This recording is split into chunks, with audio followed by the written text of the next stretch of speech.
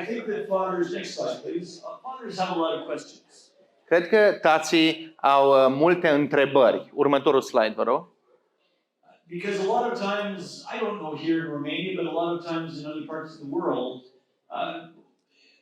it's the mothers that start saying, I really want to do something different for my children. Nu știu cum este în România, dar în multe părți ale lumii, de obicei mamele sunt cele care zic, uite, vreau să facem ceva diferit, vreau să educăm copiii noștri într-un mod diferit. And it's fairly common that the husband needs convincing. Și e destul de comun ca tații să aibă nevoie să fie convinși să meargă în această călătorie a homeschooling-ului. So I was asked in a country that I'd rather not use the name of these days because they're an aggressive country. The lady said, so how can I make my husband support me in home education? Am fost într-o țară cărei nume nu vreau să îl folosesc acum pentru că sunt o țară agresivă, dar în țara respectivă, știți la cine se referă, mamele mă întrebau cum pot să-l fac pe soțul meu să mă susțină. So the answer was you cannot make your husband support you. Răspunsul este că nu poți să-l forțezi, să-l faci să te susțină. In all of us, it takes our hearts to feel that this is what we must do. La fiecare dintre noi e nevoie să vină o convingere din inimă, să înțelegem că asta este ceea ce suntem chemați să facem.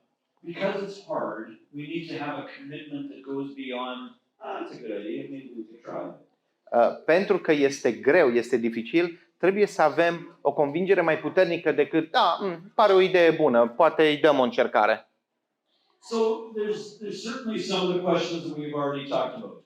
Sunt deja câteva întrebări pe care le-am adresat. We've talked a little bit about research and the reasons for home education. Am vorbit puțin despre studii sau cercetare cu privire la motivele de a face educație acasă. Fathers have questions like, how can they homeschool without microscopes and test tubes?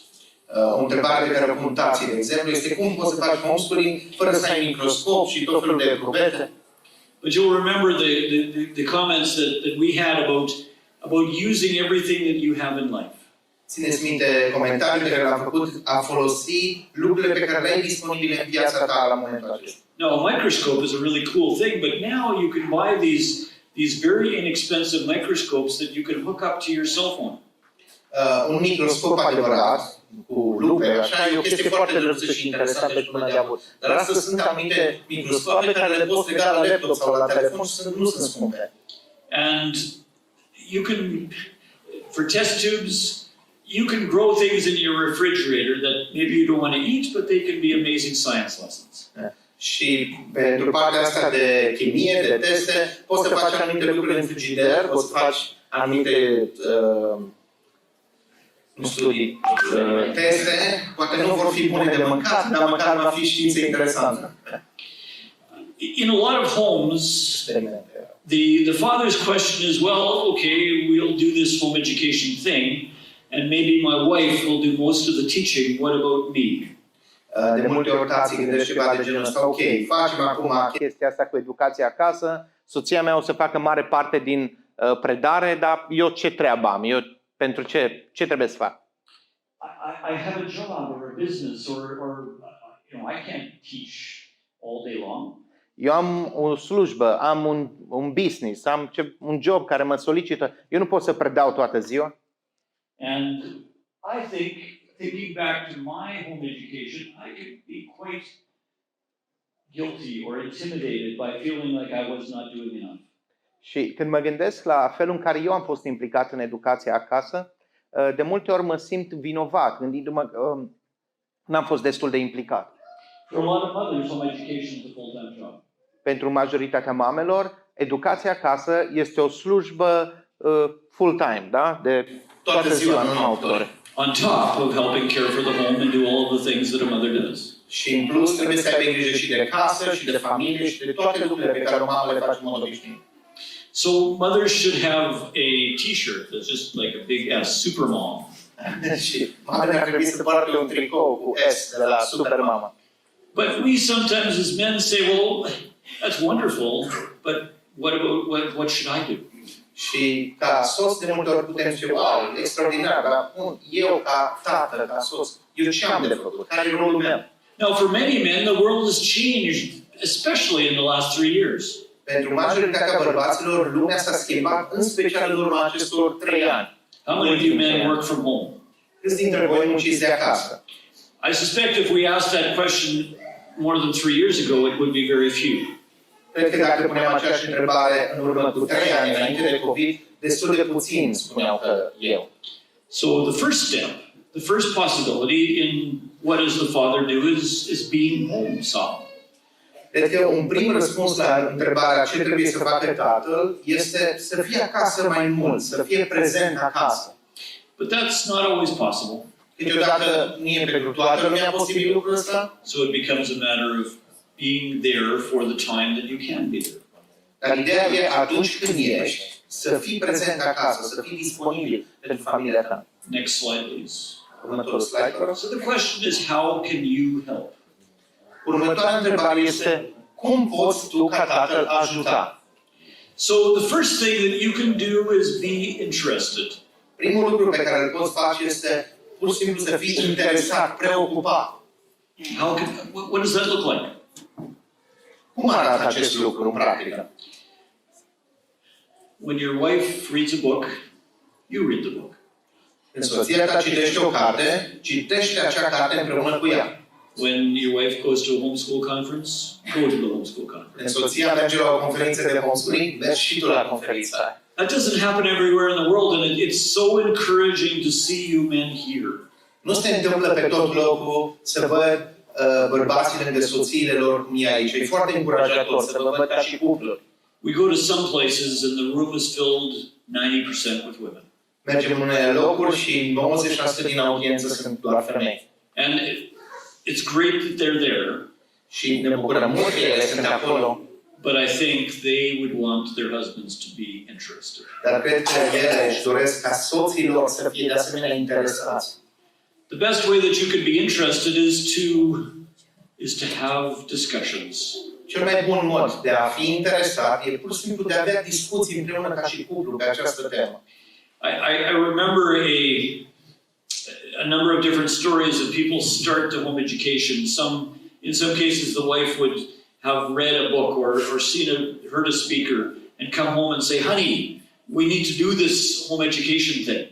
Pentru că aminte câteva cazuri când anumite familii au pornit să facă homeschooling, de obicei soția a auzit un vorbitor, a citit o carte pe tema asta și a venit și a zis soțului, dragule, trebuie neapărat să facem chestia asta pe educația acasă. And the husband would say, well, it'll probably cost a lot of money and we just don't have time for this. So, no. De obicei soțul găsea tot felul de motive în care să nu, e foarte costisitor, ia foarte mult timp, așa că hai mai bine să nu. So, just be interested. Așa că, în opoziție cu asta, fii interesat, fii preocupat. It needs to be more than the decision of one of you. Husband and wife need to be in this together. Trebuie să fie mai mult decât decizia unuia dintre voi doi. Soțul și soția trebuie să fie de acord și împreună să-și asume chemarea de a face homeschooling. Now, there's other cases where the husband comes home. Sunt alte cazuri în care soțul vine acasă. And said, honey, I've got this great idea. Iubita, am o idee extraordinară pentru tine. We're going to home educate. Noi vom face educație acasă. And that wife says, who's we? Care noi? Ce vrei să zici? You got a good idea. The leader of Homeschool Legal Defense Association in the United States, Mike Smith, some of you have heard of him. Liderul mișcării Asociației Homeschooling Legal Defense Association, o asociație de avocați care apără drepturile homeschoolerilor, Michael Smith, probabil unul dintre dumneavoastră. He was driving down the freeway in California and he heard James Dobson talk about homeschooling. He heard James Dobson talking about homeschooling. Mergea pe o autostradă și la radio l-a auzit pe James Dobson dând învățătură despre tema homeschooling-ului. And they were having some problems with their children who were in school then. Și aveau ceva probleme cu copiii lor care în momentul respectiv erau la școală, în sistem. So he listened to this program because it was a traffic jam. Așa că asculta pur și simplu la radio că era blocat în trafic autostradă. And he came home all excited and he said, Elizabeth, I've got the answer. Și a venit acasă și a zis la soție, Elizabeth, gata, am găsit răspunsul. We're going to homeschool our children. O să facem homeschooling cu copiii noștri. And she said, who's we? Iar la fel întreba, care noi? And then she said, over my dead body. Și pe aia a zis, duc peste cadavrul meu. Deci doar dacă eu mor se întâmplă chestia asta. He wondered whether she maybe had a concern. S-a întrebat, oare are ceva îndoiel cu privire la chestia asta? Nu-i de acord? But they talked about it. Dar au discutat despre asta They homeschooled their children. și au ajuns până la urmă să facă homeschooling cu copiilor. And they now lead the largest homeschool organization in Europe. Și acum conduc cea mai mare organizație pe tema homeschooling-ului din lume.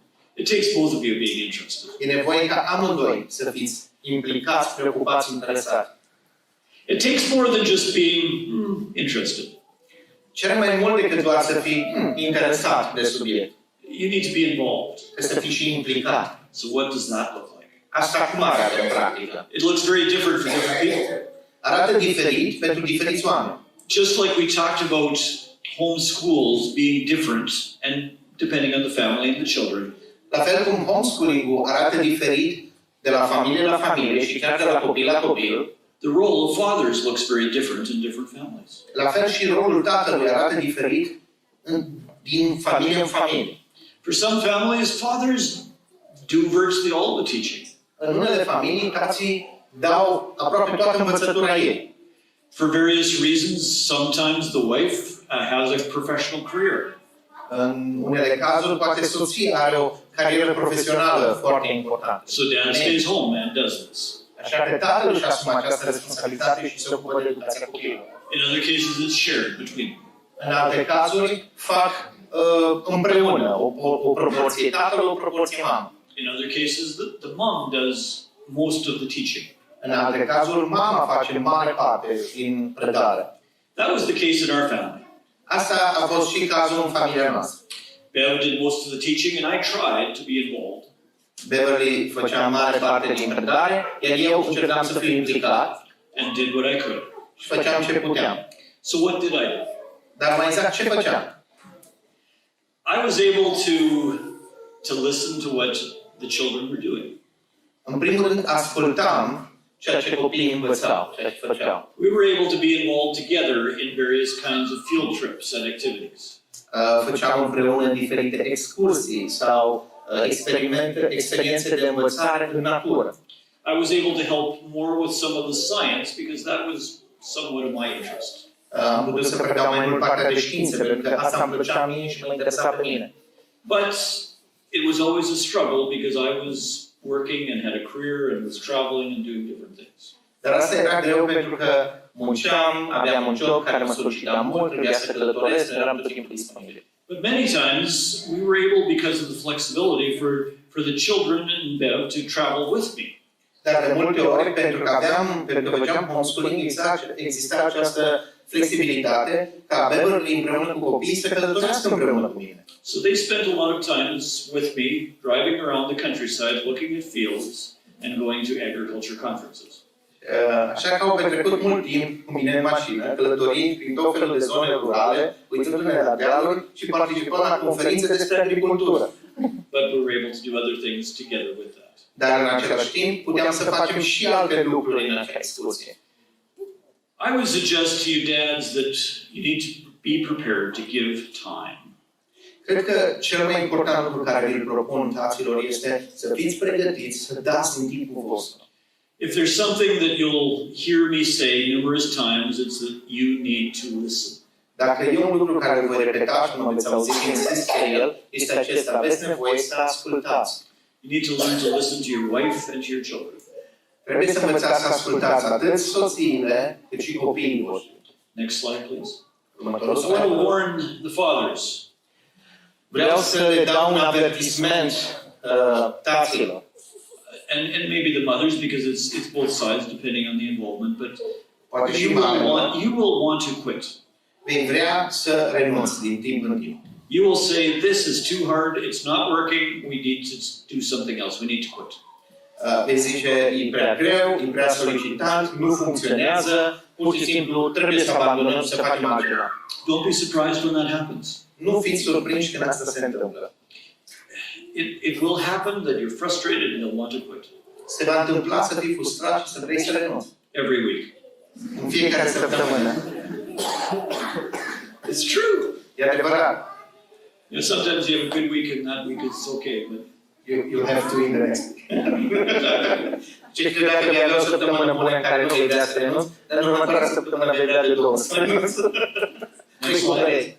Următorul slide. you know, there's so many questions that help with building a foundation of why we're continuing to do this. Sunt multe întrebări care ajută să răspundem la întrebările fundamentale care au legătură cu ideea asta. De ce facem noi educația acasă? It's important to have a reminder, a foundation of why are we doing this and what's the basis. Bine să aveți, dacă se poate, scris niște... să aveți ideea asta. De ce facem noi? Care e fundația? Care e baza pe care ne bazăm în dorința noastră de a face educația acasă? Other people will ask you questions, but you will have questions yourself. Sunt mulți oameni care vă vor pune întrebări, dar voi înși vă veți avea anumite întrebări la care bine să aveți răspuns. And the biggest question is, will my kids actually turn out okay? Și poate cea mai importantă întrebare pe care vă veți pune este, va fi bine pentru copiii mei? Va ieși ce trebuie din ei? Vor avea succes? The biggest question that parents ask themselves is, am I doing enough? Și următoarea cea mai importantă întrebare pe care părinții și-o pun este, facem noi suficient, facem destul pentru ei?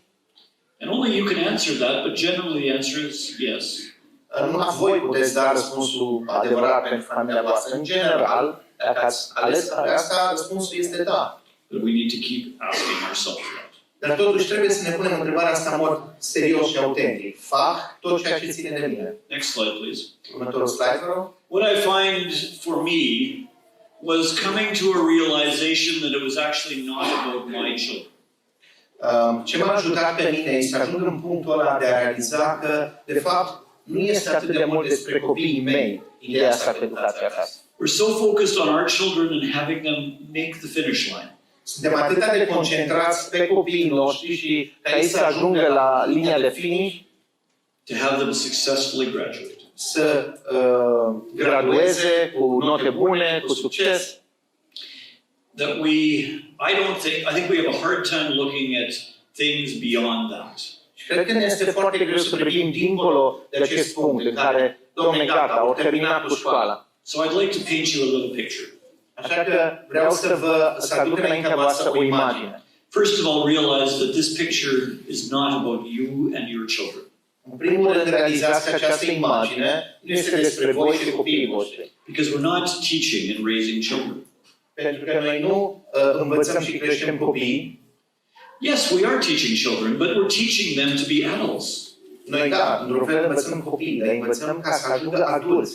We're teaching them to be able to make decisions on their own. Scopul este să-i ajutăm să poată să facă decizii singuri. We're teaching them that they need to decide what their values are in life. Trebuie să-i ajutăm să descopere, să decidă care sunt valorile lor în viață. Because the time will come where they will no longer depend on us to tell them what to do. They'll no longer depend on us to tell them what to do. Nu vor mai depinde de noi să le spunem noi ce să facă sau ce să gândească. Our children still come to us and say, you know, this is happening, what do you think? Copiii mei, de exemplu, mai vin câteodată și îmi zic, uite, se întâmplă chestia asta, tu ce părere ai? But we have to be very careful that we don't say, well, this is what you should do. Și noi trebuie să fim foarte atenți să nu începem cu, uite, asta ar trebui să faci. They may say, thanks, Dad. Câteodată, dacă zici așa, poate să zică, mersi, tati. But they will make up their own minds. Dar ei trebuie să decidă pentru ei, să aibă propriile păreri, propriile decizii. So what we're doing as fathers, as mothers, as home educating parents, is we're preparing children to be adults to make their decisions. Deci, unul din lucrurile pe care le facem când facem educația acasă este să-i pregătim pe copiii noștri să devină adulți, care sunt în stare să ia propriile decizii și să aibă propriile păreri. But it's actually not about our children. Dar totuși, nu este suficient, nu este doar despre copiii noștri. Because we're raising children that will have children. Pentru că noi creștem copii care vor avea la rândul lor copii. We want our children to be able to teach their children. Noi vrem ca copiii noștri să fie în stare să-și învețe copiii lor. And we want our grandchildren to be able to teach their children. Și vrem ca copiii lor, nepoții noștri, să poată să-și învețe copiii lor. And we want all of them to be able to stand up for what they believe is right, for their values, whether they're a Christian or whether they have other values. Și vrem ca fiecare dintre ei să ia poziție, să fie în stare să fie ferm pentru lucrurile în care cred. Fie că sunt creștini sau dacă au alte valori, dar să fie oameni de caracter. So when we were homeschooling our children, it was hard to remember that we're actually developing a legacy of our great grandchildren. Când noi am făcut homeschooling, au luat ceva timp, a fost destul de dificil să ne dezvoltăm această viziune că lăsăm o moștenire pentru nepoții și strănepoții noștri, nu doar pentru copiii. I recently had the opportunity to research my family heritage. Am avut de curând oportunitatea de a face o cercetare cu privire la familia de proveniență, la arborele genealogic. I was able to identify my 14th times great-grandfather. Am ajuns până la al 14-lea străbunic în spate. He was born in 1474 in Amsterdam. A fost născut în Amsterdam în 1474. He was part of leaving the Catholic Church at that time. În acel moment a fost unul dintre cei care au părăsit Biserica Catolică. So he was at the same time living as Martin Luther. A fost contemporan cu Martin Luther.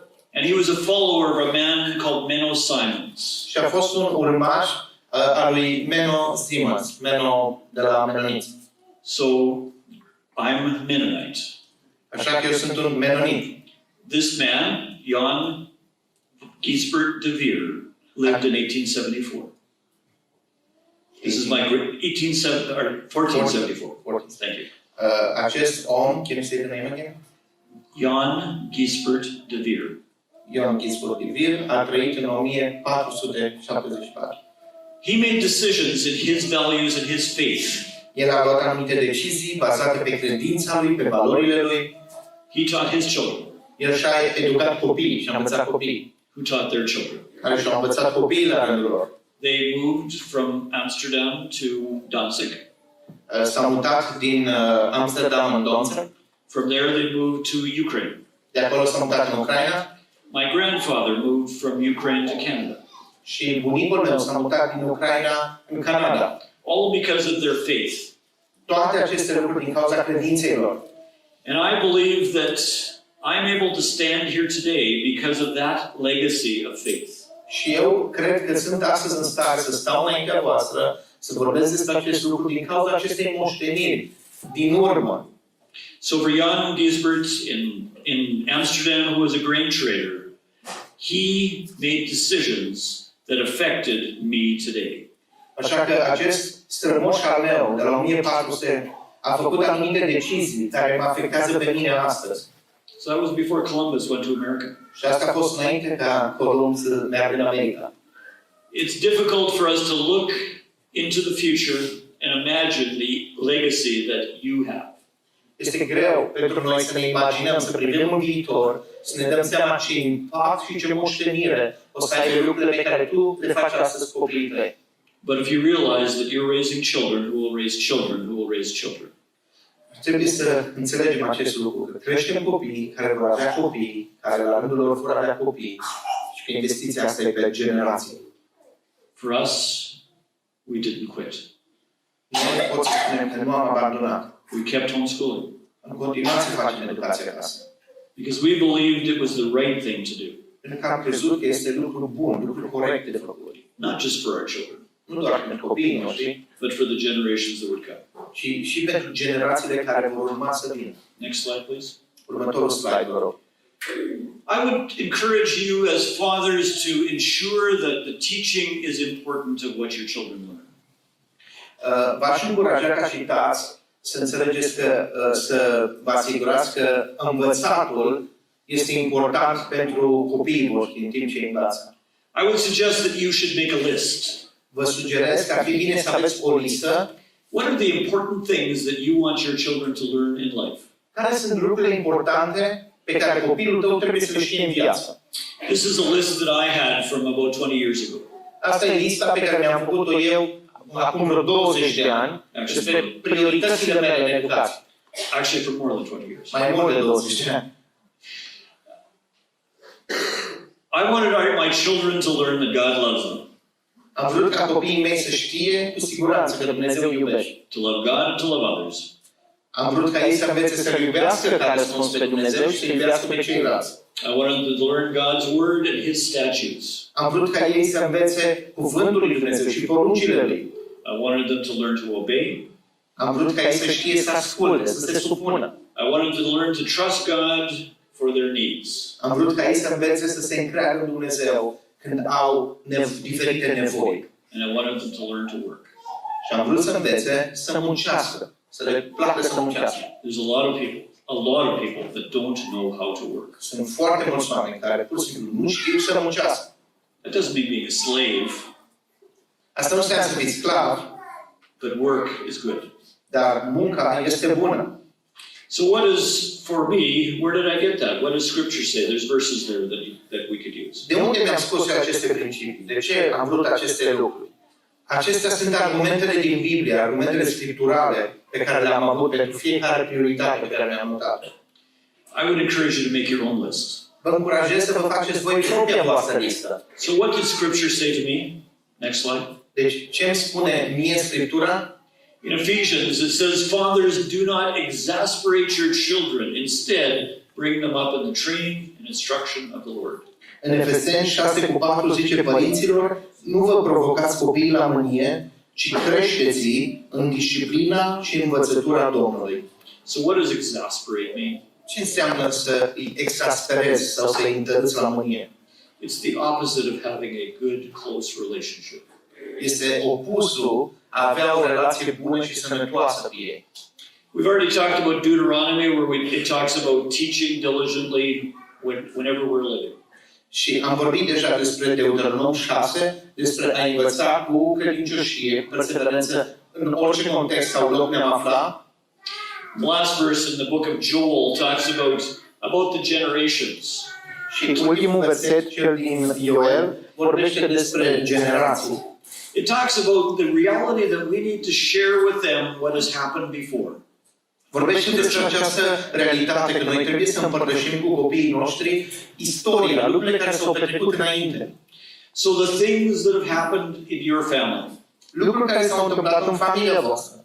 In my family, it was a matter of my father telling me about my grandparents leaving Ukraine. De exemplu, în familia mea, părinții insistau despre cum bunicii noștri au părăsit Ucraina.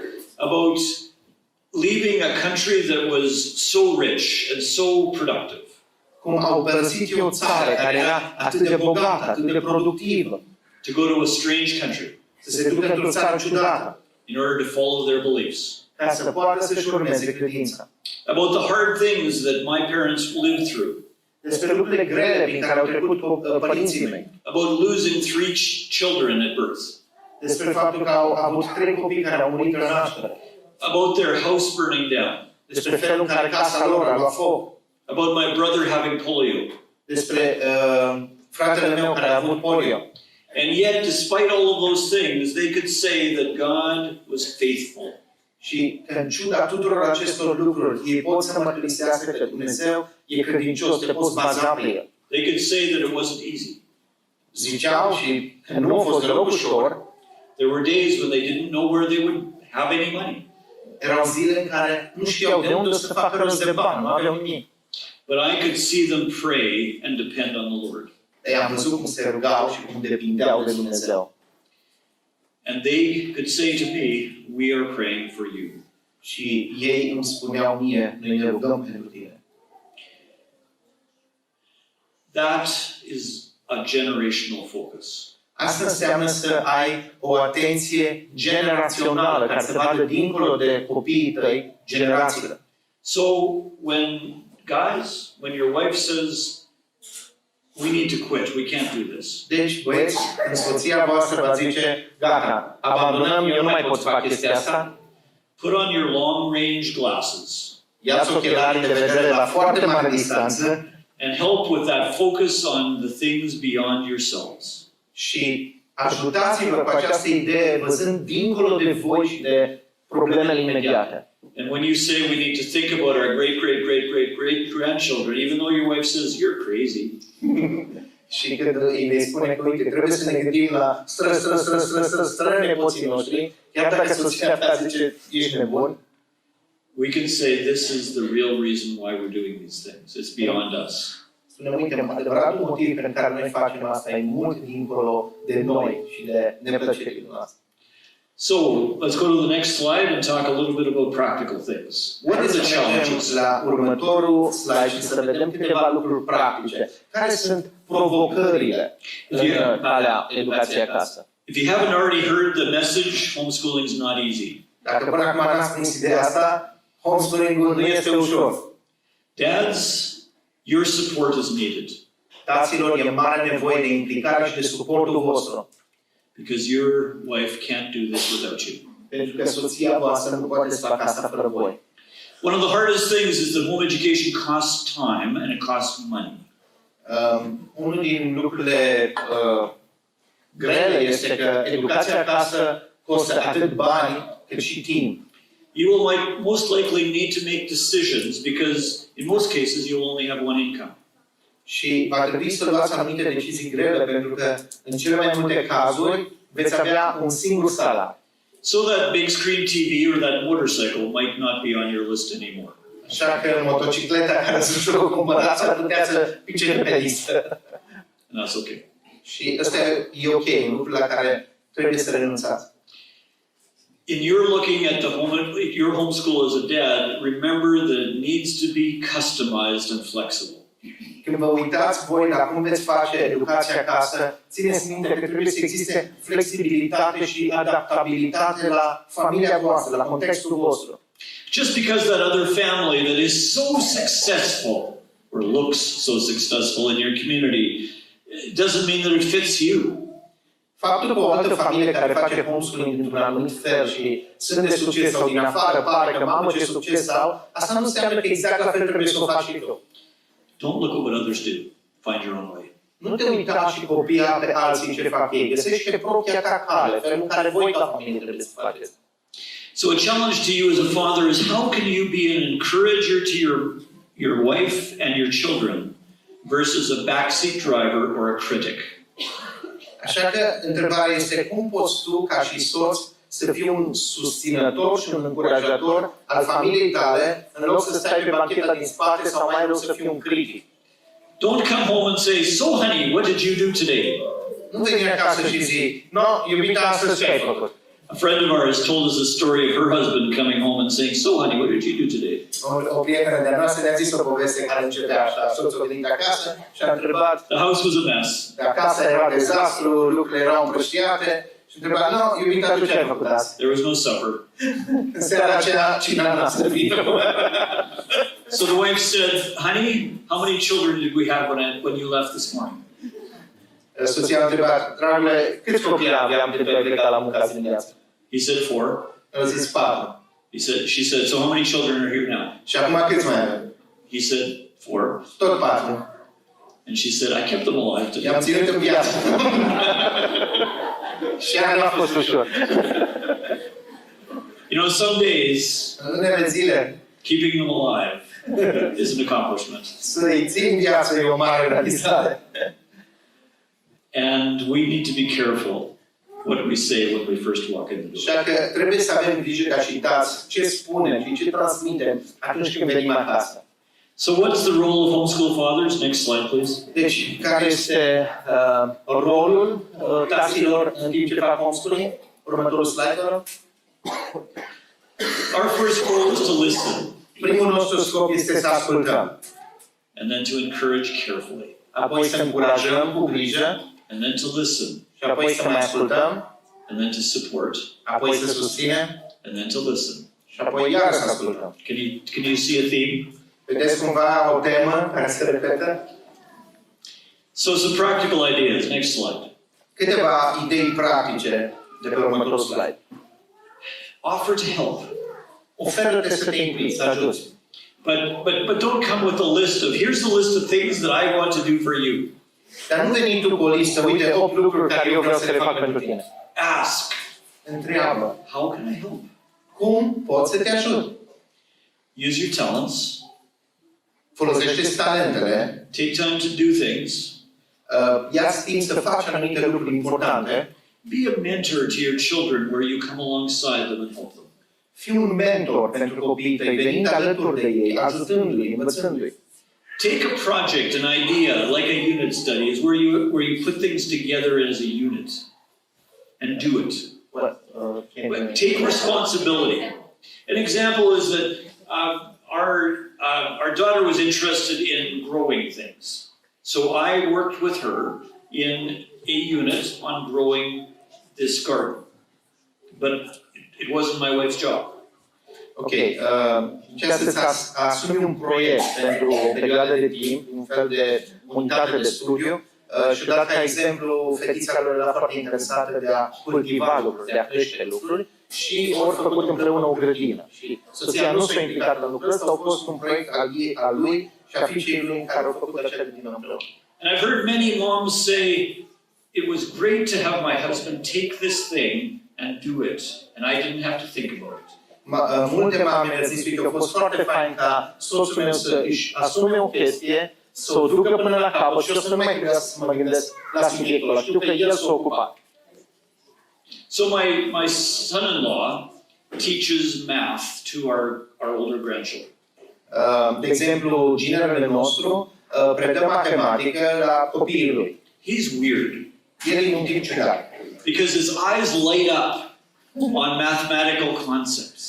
Pentru că îi strălucesc ochii când începe să vorbească despre matematică. He gets excited by these principles. Se entuziasmează foarte tare despre principii matematice. Now the children don't always get so excited. Copiii nu devin și la fel de entuziasmați de obicei. But they can see that their father takes delight in these things and it helps him in communicating it. Dar văd că tatăl lor se bucură de materia respectivă și asta îl ajută să comunice mai ușor cu ei și pe ei să fie atenți, să primească. Now, moms, a warning to you. Acum un avertisment și pentru mame. When your husband takes a project and teaches it, he may not do as good a job as you would like him to do. Când soțul vostru își asumă un proiect, s-ar putea să nu facă o treabă atât de bună cât vă așteptați voi să facă. Sometimes you need to turn around. Câteodată trebuie să te întorci și să te duci să faci altă grădină undeva. And not say anything. Și să nu spui nimic ca să nu descurajezi. Other than thank you, dear. Decât mulțumesc, dragă, că faci asta. And that's part of supporting each other. Și asta înseamnă să vă susțineți reciproc unul pe altul. If there's something that I would end this slide with, it's dads, in what you're doing, have fun with your children. Și ultima chestie importantă pe slide-ul ăsta, taților, distrați-vă, bucurați-vă împreună cu copiii voștri. Tell them stories, play games, play with them. Spuneți-le povestiri, jucați-vă jocuri cu ei, pur și simplu petreceți timp distrându-vă cu ei, important lucru ăsta. Teach them how to make a treehouse. Învățați-i să facă o casă în copac. And talk about the treehouse or the fort that you had as a child. Și povestiți despre căbănuța, fortul, ce v-ați făcut voi când erați mici ca și casă în curte. But let them build it their way. Dar lasă-o pe ei să o facă cum vor ei. Make sure it's a little bit safe, but asigurați-vă că e cât de cât sigură, nu-i cu cuie în sus, da? But don't take it over. Dar nu preluați voi proiectul și vă faceți a doua căpănuță ce n-ați reușit când erați mici, faceți acum. But have fun with your children. Dar distrați-vă cu ei. And for you just to take the children and do that is a huge help and encouragement for your wife. Pur și simplu e un mare ajutor și o încurajare pentru soția voastră să iei copii și să te duci cu ei, poate pe un deal sau să faci ceva de genul ăsta. Next slide. Următorul slide. One of the things that you can do with your children, dads, is read to them. O altă chestie bună care puteți să o faceți ca și tați este să citiți copiilor voștri. I don't know about dads in Hungary, but a lot of guys don't like reading. În România. In Romania. Nu știu despre tații din România, dar știu că de obicei multor tați nu le place să citească. You know, they publish books for men and they're very small. Știți că publică cărți pentru bărbați de obicei mici. Read to your children because it will help you take delight in reading. Citiți și să vă ajute pe voi să vă găsiți plăcerea și bucuria în citit. But even more important, tell them stories. Dar chiar mai important decât asta, spuneți-le povestiri. They don't have to be true. Nu trebuie să fie adevărate. Tell them about the time when the bear chased you. Spune-le când te-a urmărit ursul. They love it when you'll make up a story about some adventure. O să se bucure mult când o să inventezi ceva, poveste cu o aventură captivantă. How you went on this expedition and it was uphill all the time. Cum te-ai dus într-o expediție și tot drumul a fost doar de urcut. Now you can embellish it. You can make it even bigger and better than it ever was in real life. Poți să spui că a fost mai frumos și mai interesant și mai captivant decât a fost și la final să le spui lucruri. I remember my dad telling stories of the herding of cattle and how they had this huge herd that got away. Țin minte cum tatăl meu ne povestea că lucrau cu vacile și o turmă mare o scăpat, o evada. He would make it sound like he was a cowboy. Și suna ca și când era ceva cowboy din ăsta vestit. And all the adventures that he had. Și toate aventurile pe care le-a avut. I later learned that yes, he had some cows.